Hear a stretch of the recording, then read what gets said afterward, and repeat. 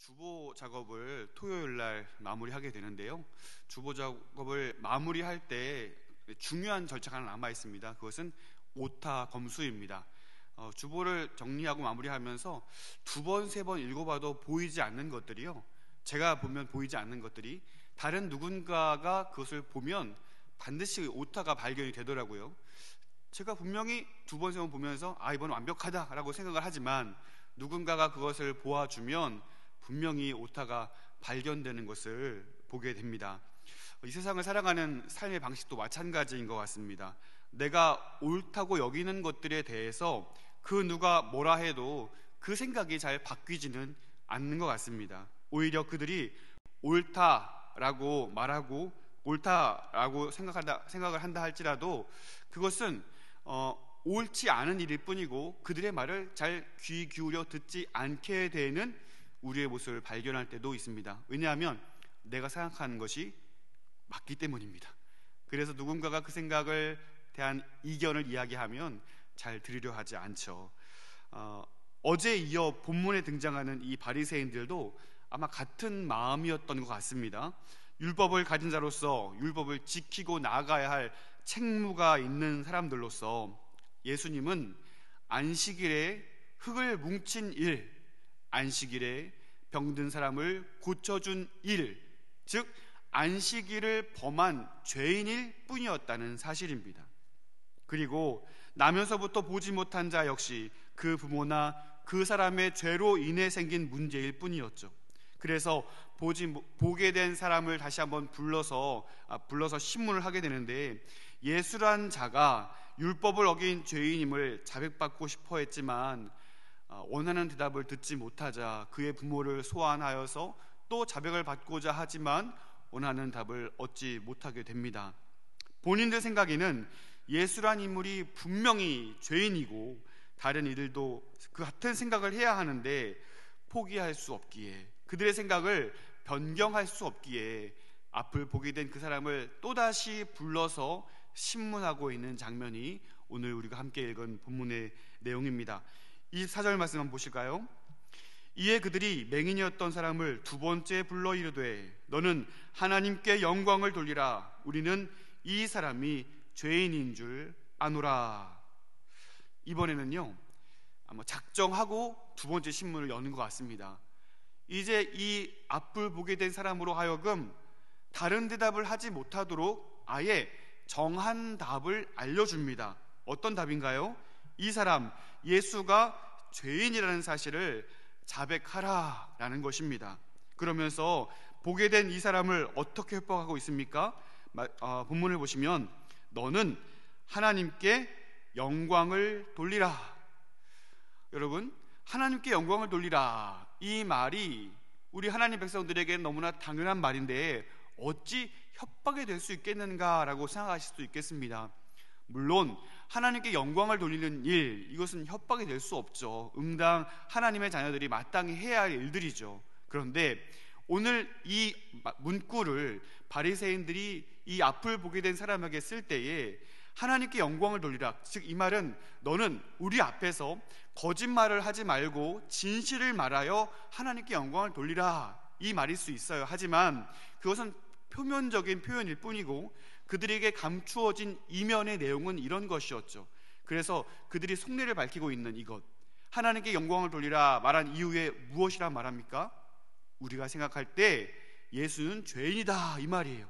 그러니까 곧 하나님께 영광을 돌리는 일, 앞을 보게 된 이 사람이 하나님께 영광을 돌리게 되는 일은 무엇이냐면, 우리가 아는 바와 같이 너도 예수란 저 인물이 죄인이라는 사실을 자백하는 일이 바로 하나님께 영광을 돌리는 일이 될 것이다 라고 협박을 하고 있는 것입니다. 너도 우리가 생각하는 바와 같이 동일한 생각을 해야 하고 동일하게 말해야 한다라고 말하고 있는 것입니다. 태어나면서부터 앞을 보지 못한 이 사람이 예수님을 통해 보게 되었죠.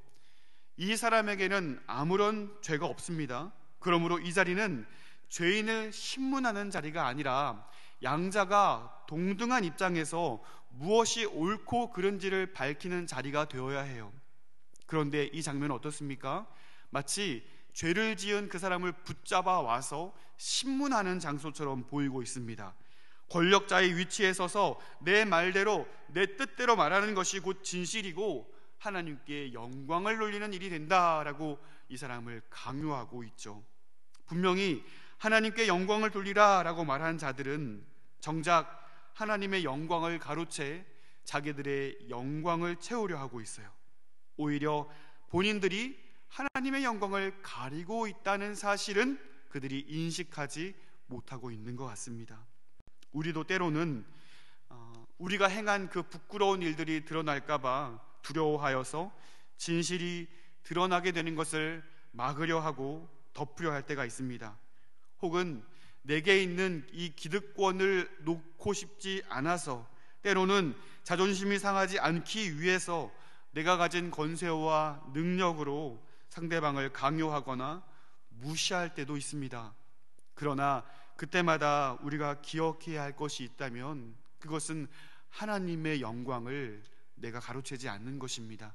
내가 힘이 있다 하여, 내가 가진 것이 많다 하여, 내가 상대방보다 높은 위치에 있다 하여서 그를 억누르고 하나님의 영광을 가로채 내 영광 삼으려 하는 모든 일들을 우리는 중지해야 한다는 것입니다. 하나님은 하나님의 영광을 위해 모든 것을 바로 잡으시는 분이시기 때문에 그렇습니다. 하나님은 이 불합리한 상황도 온전히 바꾸어 나아가시죠.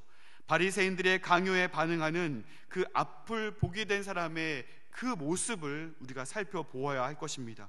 그는 이 권력자들의 협박에 조금도 물러설 생각이 없는 것 같습니다. 그가 경험한 그 일이 너무나 큰 일이었기 때문입니다. 그가 경험하게 된 그 일은 그 누구도 할 수 없었던 일이고 그 누구도 이 일을 했다는 사실을 들어본 일이 없었기 때문입니다. 그런데 그 놀라운 일을 그 자신이 경험했기에 그는 어떠한 협박에도 물러서려 하지 않고 있습니다. 그는 거듭 예수님을 인정하는 고백을 했지만 바리새인들은 그 고백을 듣지 않고 반복해서 되묻고 있습니다. 26절입니다. 그들이 이르되 그 사람이 내게 무엇을 하였느냐? 어떻게 내 눈을 뜨게 하였느냐? 이렇게 또다시 질문하죠. 이러한 바리새인의 질문에 앞을 보게 된 이 사람의 담대한 대답을 들어보시기 바랍니다. 27절입니다. 대답하되 내가 이미 일렀어도 듣지 아니하고 어찌하여 다시 듣고자 하나이까? 당신들도 그의 제자가 되려 하나이까? 예수님을 죄인이라 정죄하던 그들에게 당신들도 예수의 제자가 되겠습니까? 라고 묻고 있는 거예요. 이 얼마나 담대한 말인가요? 심지어 그 자신도 죄인이라 인정하고 그의 부모도 불러서 소환해서 신문할 만큼 막강한 권력자들에게 어찌 이 참담한 질문이 되겠습니까? 하는 것입니다. 그러나 전혀 물러서지 않아요. 그러면서 그 말을 듣고 화가 난 바리새인들은 어떻게 반응합니까? 그를 욕하면서 자신들은 예수의 제자가 되려는 것이 아니라 오히려 우리는 모세의 제자다라고 이야기하죠. 너는 예수의 제자일지는 모르겠지만 나는 모세의 제자다라고 이야기합니다. 그러면서 모세의 기원에 대해서는 박식한 모습을 보이면서도 예수님의 기원에 대해서는 모른다라고 말하죠. 그러자 이 앞을 보게 된 이 사람은 이러한 상황을 더욱 이상히 여기면서 예수님에 대해서, 그가 경험한 이 놀라운 일들에 대해서 더욱 담대하게 선언하는 장면을 보게 됩니다. 30절부터 33절까지 말씀인데요, 제가 한번 읽어볼게요. 그 사람이 대답하여 이르되 이상하다. 이 사람이 내 눈을 뜨게 하였으되 당신들은 그가 어디서 왔는지 알지 못하는도다. 하나님이 죄인의 말을 듣지 아니하시고 경건하여 그의 뜻대로 행하는 자의 말은 들으시는 줄을 우리가 아나이다. 창세 이후로 맹인으로 난 자의 눈을 뜨게 하였다 함을 듣지 못하였으니, 우리 33절은 함께 읽습니다. 이 사람이 하나님께로부터 오지 아니하였으면 아무 일도 할 수 없으리이다. 아멘. 그렇습니다. 예수님은 자신을 가리켜 하나님이 보내신 자로 알리셨고 오늘 이 놀라운 일을 경험한 앞을 보게 된 이 사람도 이러한 일들을 가리켜 이 예수야말로 하나님의 아들이시오, 우리가 그토록 고대하던 메시아 아닙니까? 이 일을 누가 경험했습니까? 라고 오히려 이 기득권자들인 바리새인들을 향하여 힘주어 담대히 외치고 있습니다. 그분이 바로 우리의 메시아이고 그분이 바로 하나님의 아들입니다. 바리새인들은 자신들의 강요에 한계에 다다랐음을 직감하였고 결국 그들이 할 수 있는 일은 무엇입니까? 이렇게 예수가 하나님의 아들이다 담대하게 소리치는 이 자를 내어 쫓고 정죄하는 일밖에 없었습니다. 예수님은 쫓겨난 그 사람을 찾아가서 그에게 육체의 회복뿐 아니라 영혼의 회복, 죄사함의 은혜를 허락하여 주십니다. 너가 인자를 믿느냐라고 질문할 때에 이 사람은 그 예수님을 향하여 이렇게 고백합니다. 예, 주님, 제가 믿습니다. 이제 예수님을 자신을 치유해 준 은인을 뛰어넘어서 자기의 삶의 주인이자 어두운 세상을 밝히러 오신 유일한 구세주요 구원자요 하나님의 아들이심을 그는 다시금 고백하여 새로운 삶을 맞이하게 되는 것입니다. 사랑하는 성도 여러분, 태어나면서부터 한 번도 보지 못한, 앞을 보지 못한 이 사람이 예수님을 만나고 회복을 경험하게 됩니다. 그리고 육신의 회복뿐만 아니라 그 영혼 또한 죄 사함을 얻어 아브라함의 자손이 되며 하나님의 자녀가 되는 놀라운 일을 경험하게 됩니다. 보지 못한 자가 보게 되는 놀라운 일을 경험하죠. 그러나 자신의 생각이 옳다 말하고 자신의 생각을 바꾸려 하지 아니하는 기득권자들이던 바리새인들을 향하여서는 오히려 그들이 많은 것을 보고 있었지만 보지 못하는 자가 되어버리는 이 현실을 우리가 기억해야 할 것입니다. 예수님께서 말씀하셔요. 39절입니다. 예수께서 이르시되 내가 심판하러 이 세상에 왔으니 보지 못하는 자들은 보게 하고 보는 자들은 맹인이 되게 하려 함이라 하시니. 아멘. 예수님께서는 심판자로 또 이 세상을 다스리는 분이심을 우리는 기억해야 할 줄로 믿습니다.